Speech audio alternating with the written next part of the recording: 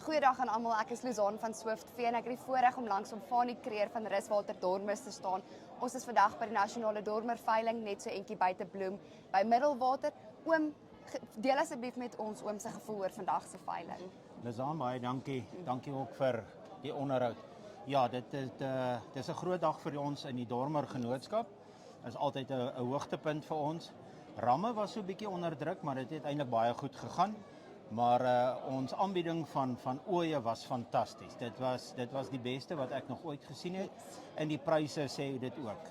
So dit was regtig vir ons 'n voorreg om 'n veiling te hou en 'n veiling met hierdie tipe van diere en hierdie diere in die mark te sit.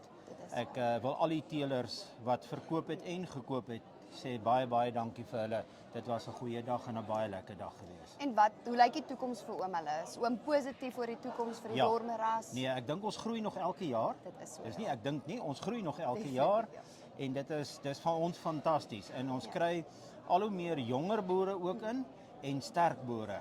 So dit is vir ons regtig 'n groot voordeel en 'n voorreg op hierdie stadium in ons dormerras maar dit gaan met ons baie goed. Dit is goed. Baie dankie vir oom se tyd en regtig alle sterkte toe vir wat voorlê vir oom hulle en ons hoop Swift-Vee kan deel wees daarvan. Baie dankie. Dankie oom.